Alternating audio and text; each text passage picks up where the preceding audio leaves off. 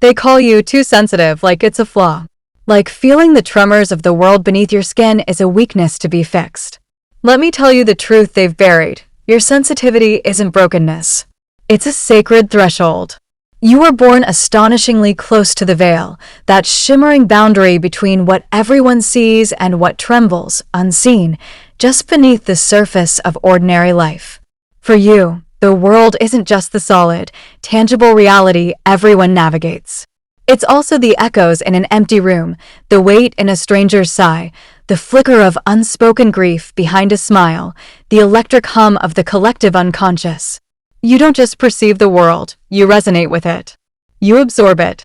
And that, my friend, is not a curse. It's a profound, terrifying, and utterly vital calling etched into your very soul. You walk softly, don't you? You listen more than you speak. You might cry at a sunset's fierce beauty or feel gutted by a harsh word that others shrug off. You often feel out of place, alien, like you arrived at the party wearing different skin. It's not because you're defective. It's because you carry too much. Too much of the world's unspoken sorrow, its repressed joy, its hidden anxieties. The wind isn't just wind to you, it carries whispers. A tone of voice isn't just sound, it's a landscape of emotion. A flicker in someone's eye isn't a momentary glitch, it's a story screaming to be told. This isn't weakness, it's radical receptivity. But in a world obsessed with armor, with numbing out, with detachment as strength, this openness feels dangerous. It is dangerous if you don't know how to hold it. You are not simply attuned to emotions, you are porous to the depths. You feel not only what others consciously project, but what they desperately shove down into the dark cellar of their own being, the shame, the rage, the primal terror, the forgotten grief. You pick up the discarded shards of the collective psyche like a psychic sponge, soaking in sorrows that aren't yours to carry, absorbing anxieties that belong to generations. This is why you're perpetually exhausted. This is why solitude isn't a preference, it's a sanctuary. You don't retreat because you dislike people. You retreat because you are constantly, relentlessly, carrying fragments of them, and the sheer weight demands space to breathe. This sensitivity isn't just interpersonal, it's archetypal. You are born under the fierce gaze of the great inner gods, the primordial patterns Jung called the archetypes. Your dreams aren't mere nightly nonsense, they are visitations. Animals bearing messages, ancient crones spinning fate, lost children crying out, consuming fires, engulfing floods, profound deaths, and ecstatic births. Your inner landscape isn't mundane, it's mythic, vivid, alchemical. Yet, because our world offers no language for this, no map for navigating the underworld of the soul, you've likely been told you're too much, too emotional, too soft, too intense, too weird. And you might have started to believe it. Listen to me now, there is absolutely nothing wrong with you. But, and I say this with the gravity it deserves, you are in danger. The danger isn't your sensitivity itself.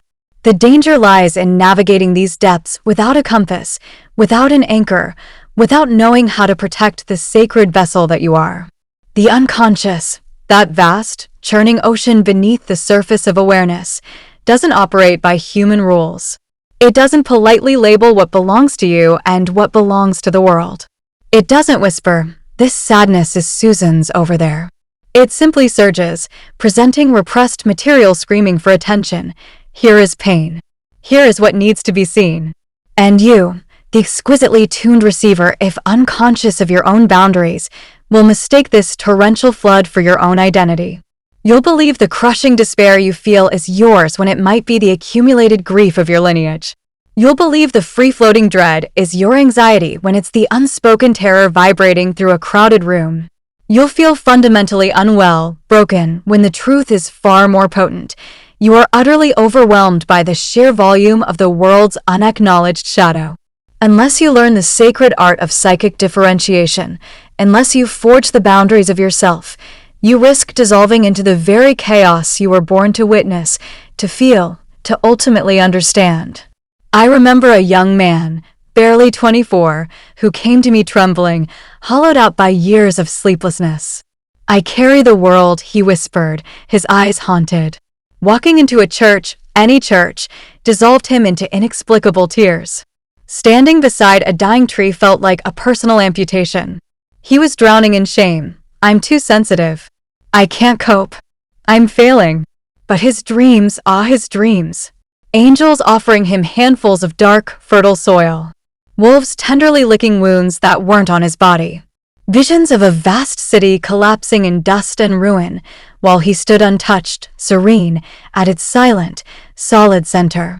I looked at him and said, "You are not sick. You are a vessel. A profound, necessary vessel. But no one ever taught you how to hold." And so began the real work. Not the futile task of numbing his sensitivity or building higher walls, but the sacred task of making that sensitivity conscious. That is the alchemical key. Sensitivity left unconscious becomes suffering, a slow drowning. Sensitivity brought into the light of awareness? That becomes vision. That becomes knowing. If you resonate with this, if you feel this truth in your bones, your journey begins with a radical acceptance. You are not here to contort yourself to fit into a world asleep to its own depths. You are here to feel what others avoid, to hear the silences screaming beneath the noise, to see the truths buried beneath denial. But you cannot do this blindly. You cannot do this unconsciously. To attempt it is to invite being consumed, devoured by the very forces you seek to understand. There is a crucial, often terrifying stage in every deeply sensitive soul's journey, the overwhelm. The point where the darkness you've absorbed, the weight you've carried, becomes too much. It manifests as crushing depression, paralyzing anxiety, mysterious physical ailments, or what we might call a spiritual emergency. It feels like your soul has become waterlogged, saturated, and the inner light can no longer penetrate the murk. Understand this. This is not failure. This is initiation.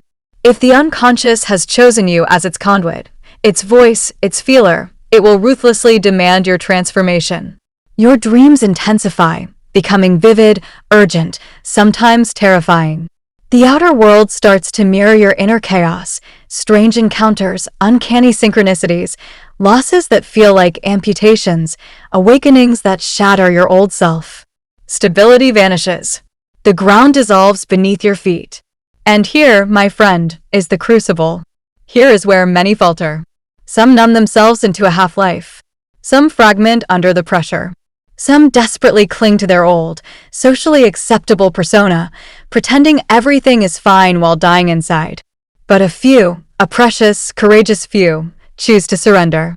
Not to despair, but to the descent. They allow the ground to give way. They step into the abyss. They begin the sacred, arduous work of individuation, the journey towards becoming who they truly are, beyond the masks and the pain. This is the true beginning for the highly sensitive soul. Not as victim, but as mystic in the making. Not as broken, but as initiated. Once you consciously choose the descent, what the ancients revered as katabasis, the journey into the underworld, your sensitivity begins its astonishing metamorphosis. What was once dismissed as fragility reveals itself as a potent gateway. But only if you have the courage not to turn away. This descent isn't a poetic metaphor, it's an experiential reality, a lived ordeal. In dreams, it takes shape as tunnels descending into darkness, forgotten basements, deep caves, endless staircases spiraling down, the sensation of drowning or being gently, inexorably buried alive. Do not fear these symbols. They are not harbingers of destruction, they are sacred initiations. They are invitations to face what has been buried, not just within your personal history, but within the vast, collective field of humanity itself. For this is the profound burden and gift. The highly sensitive person is not merely sensing their own ancient wounds. They are tuning into the repressed soul of the culture. Your body, your nervous system, becomes the living mirror reflecting the world's unspoken pain, its collective amnesia. When that silence grows deafening, it is you who trembles first. You feel the crushing weight of the unlived life, not just your own, but the potential stifled in everyone around you. Therefore, unless you learn the deep structure of yourself, unless you ground yourself in something infinitely more solid and enduring than the shifting tides of emotion, you will drift, lost in an ocean of others' pain and your own confusion. This is why so many sensitives desperately cling to roles, the eternal healer, the silent listener, the absorbing empath, the exhausted peacemaker. These roles offer a fragile, temporary sense of identity, a way to do something with the overwhelm. But they're masks, costumes. They cannot bear the immense weight of the soul's true calling. Only the self can. The self is not your ego, not your personality, not who you think you are. It is the totality of who you are, conscious and unconscious, light and shadow, masculine and feminine, wounded child and ancient sage. For the highly sensitive person, discovering this core self isn't self-indulgence, it's survival. It's the anchor in the storm. I recall a woman, deeply intuitive yet perpetually exhausted, who dreamt of being swallowed by the earth during a lively dinner party. As she fell through the crumbling floor, no one noticed. The chatter continued. She landed in a warm, womb-like cavern where an impossibly ancient figure, radiating quiet power, began painting luminous symbols onto her skin. She awoke weeping, terrified, feeling buried alive. But the dream spoke a deeper truth. You are not being buried, I told her. You are being reborn. Your sensitivity has brought you to the edge of the known world. Alone, it can take you no further. Now, the unconscious itself is initiating you into the deeper pattern. That ancient figure painting your skin in the dark? That is yourself, reclaiming you from the flimsy persona you've worn for the world. It is claiming you for your true purpose. Your work, if you are one of these souls, is not to escape the world, but to enter it through the profound gateway of your own soul. This begins fundamentally with boundaries. Not walls of stone, but conscious psychic and energetic sovereignty. Sensitivity without boundaries is absorption, a dangerous dissolving into the other. Sensitivity with conscious boundaries becomes intuition, a laser-sharp discernment. Do you feel the difference? You are not meant to carry others. You are meant to see them, truly see them. You are not meant to rescue the world. You are meant to mirror its forgotten, exiled parts back to itself. This requires immense discipline, not the discipline of repression, but the discipline of discernment. Constantly asking, what is mine? What is not? What am I genuinely feeling? What am I picking up? Where do I end and where does the other begin? Your dreams will become your most vital allies in this work. They will sharpen, offering clear symbols if you pay attention. If you are leaking energy, giving too much, you might dream of cracked vessels, flooding rooms, open wounds that won't heal. If your psychic space is being invaded, you might dream of strangers in your house, unlocked doors you forgot existed, or animals staring intently through your windows. These are not random figments. They are urgent messages from your soul's depths. Do not ignore them. Write them down. Speak them aloud. Sit with their unsettling imagery. Let the symbols work on you. This isn't superstition. It's engaging with the sacred language of your own unconscious. Over time, something miraculous begins to happen. The dreams shift. The symbols transform. Where once were terrifying floods, there might now be a strong, flowing river. Where once were gaping wounds, there might now be the powerful ridge of a scar.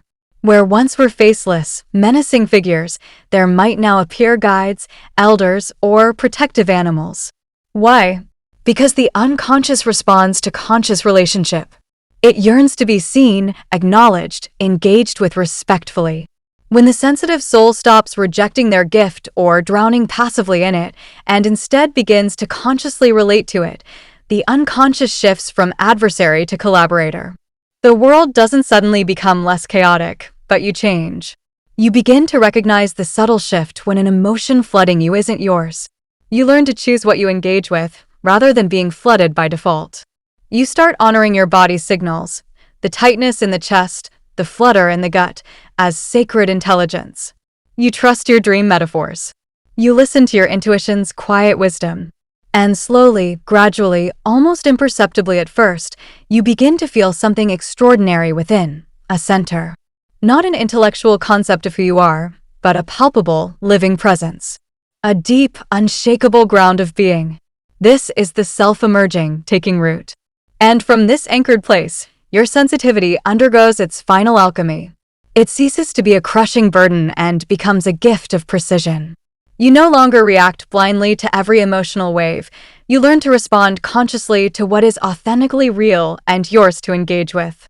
This changes everything. Because while most of the world sleepwalks through its inner life, projecting pain, numbing feeling, denying shadow, you were born to feel it all. Not as a helpless victim, but as a living mirror. But a mirror that has first dared to look deeply, courageously, into its own depths. Now, having understood the necessity of the descent and the life-saving wisdom of boundaries, boundaries not to shut the world out, but to finally let the self in, you stand at the threshold of the next stage, embodied initiation. Once the unconscious senses you are truly listening, that you are no longer fleeing your dreams, but approaching them with reverence and curiosity, it changes its language. It no longer chases you with nightmares of collapse and disintegration. Instead, it begins to court you with symbols of becoming, of integration, of profound connection. The highly sensitive person who endures this far begins to perceive the world as a vast, living mirror, a constant field of reverie, a web of meaningful relationship. Every encounter, every sensation, every random event feels strangely charged, imbued with a hidden message, a synchronistic nudge. This isn't mere imagination or wishful thinking, it's the archetypal field awakening around you. You are beginning to perceive, firsthand, what I dedicated my life to understanding, the living myth you are already enacting. Don't mistake this for metaphor. The soul lives in myth as fundamentally as the body lives in air. We are never outside of myth, we are only unconscious of it. And you, the sensitive soul, were born startlingly close to the membrane separating your personal story from the vast, timeless collective narrative. This is the real reason you've often felt like an outsider. Not because you don't belong, but because you arrived already knowing something the world has desperately tried to forget. Every single life is a sacred, symbolic journey. Once this truth crystallizes within you, your sensitivity ceases to be a source of overwhelm and becomes your most reliable anchor. You stop drowning in what you feel and start tracking it. You learn to ask not, why do I feel this awful/anxious/ecstatic, but what does this mean? What archetype, what pattern, what buried story is being activated within me now? Because feeling, for the initiated sensitive, is no longer merely emotional. It becomes oracular. Your nervous system becomes a finely tuned antenna, receiving signals from the depths. And when aligned with the grounded presence of the self, these signals no longer paralyze, they guide. Yet, the path isn't always serene. A deeper layer awaits, confronting what I call the archetype of the wounded seer. This is the ancient pattern of the one who sees too much, feels too deeply, and must carry this unbearable knowing in a world stubbornly invested in blindness. This is the true cross of the conscious empath. Not the feeling itself, but the profound, often lonely, responsibility of bearing witness. To bear witness is no small task. It is to hold space for what others bury alive. To name the unnameable that everyone denies. To walk into a room and feel the ghosts haunting the corners that no one dares acknowledge. To dream of futures unfolding and sometimes stand unheard, unbelieved. And yet, if the soul has called you to this, you must answer.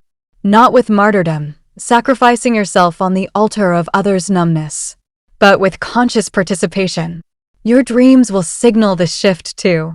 You begin to encounter figures of wisdom, guides, elders, ancestors, spirit animals, who walk beside you rather than chase or threaten you. The dark forest reveals hidden paths. The cave feels like a nurturing womb. The terrifying flood transforms into a cleansing baptism. These are the signs that the unconscious now recognizes you not as a passive victim, but as an initiate. You are no longer merely sensitive. You are a mystic actively participating in the great work. Herein lies the great paradox. The closer you come to your true self, the more alone you may feel in the everyday world.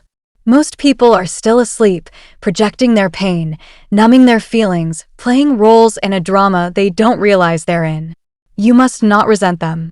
They are you at another point on the spiral. Your task is not to convince, cajole, or wake them forcibly. Your task is to embody.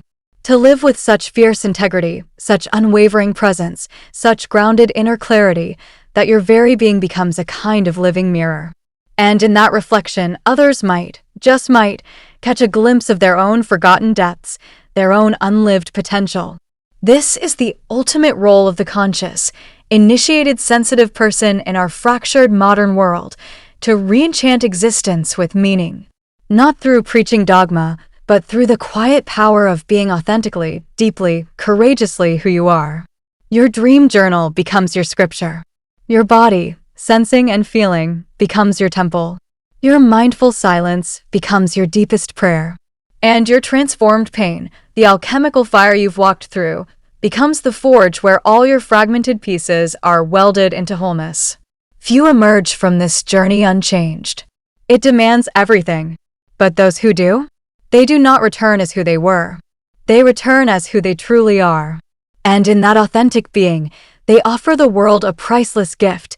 They help it remember its own soul. Having descended into the shadow, endured the initiation, and risen carrying the hard-won symbols of transformation, the final, most delicate task awaits, returning to the world without losing the soul's depth. This is the masterwork. It's one thing to awaken in the solitude of your own depths. It's another entirely to stay awake amidst the relentless lullaby of consensus reality, the constant invitations to fall back asleep, to reabsorb into comfortable personas, to retreat into familiar but limiting roles, to explain away the sacred mysteries with language too small, too shallow, to contain them. But the soul, once ignited, does not forget its journey. Once you've walked the spiral path into your own underworld and survived the initiation only the unconscious can orchestrate, you cannot unknow what you know. You cannot squeeze back into the skin of the person you were. That person was built for survival within the old rules. The being who emerges is forged for living, a life infused with meaning, guided by the inner compass of the self. So here is the final, quiet truth, whispered only for those who have earned the hearing. Your sensitivity is no longer just yours. It has become the refined instrument through which the self meets the world. Not to conquer it, not to escape it, but to witness it in all its heartbreaking beauty and terrifying complexity. You are a carrier of living symbols now, a bearer of transformative images, a weaver of meaning in a world starved for it. The old world will still clamor for your attention, demanding explanations, justifications, efficiency, simplicity. But you are none of these things anymore. You are complex, nuanced, deep, because you have become a conscious vessel for the whole human experience, light and shadow, the desirable and the utterly exiled, the personal and the primordial archetypal. The wound that once made you want to hide has become a sacred threshold. The dreams that once terrified you have become trusted guides. The fire that once threatened to consume you now illuminates your path. You may still tremble, but now it's a trembling of profound presence, of connection to the living pulse of existence. This is how you serve now. Not by frantic doing, not by trying to save everyone, not by being endlessly available to drain your cup. You serve by staying unshakably rooted in your own reality, your own unfolding myth, your own embodied, felt knowing. Because a sensitive soul who has consciously walked through their own darkness and emerged, bearing an inner light forged in that very fire, is dangerous to the world's illusions. They cannot be easily manipulated. They cannot be bought with hollow promises. They cannot be made small again. Their silence speaks volumes. Their gaze sees through facades. Their very life becomes symbolic, not as a metaphor, but as a living truth. And the world, even if just a little, begins to shift in their presence. This isn't grandiosity. It's the quiet, potent mystery of the incarnated self. The self is not a philosophical concept. It is a palpable field of awareness that has remembered its divine origin. It is you, utterly unique, yet also infinitely more than just you. It is the deep root from which your sensitivity now draws not suffering, but strength. Not overwhelm, but clarity. Not sorrow, but vision. So, if you are sensitive, and you have weathered the storm, if you have descended into the abyss, navigated the labyrinth of your soul, and walked long enough with the unconscious to feel its ancient rhythm beating in time with your own breath, then know this. You are no longer fragile. You are feral. You are no longer reactive. You are responsive. You are no longer broken. You are whole. And within that wholeness, forged in the sacred dark, there is vast space. Space not to carry the world, but to hold it in compassionate, clear-eyed witness. That is enough. That is everything. So go now. Not back into the performance of who you were, but forward fiercely into the presence of who you are. Let your dreams continue their sacred speech. Let your body, your temple, continue to guide your steps. Let your chosen silence carry its profound weight. And let your soul, that ancient, luminous vessel of truth you fought so hard to reclaim, shine quietly, steadily, unapologetically. Shine on behalf of all those who still whisper, "I am too much." You are not too much.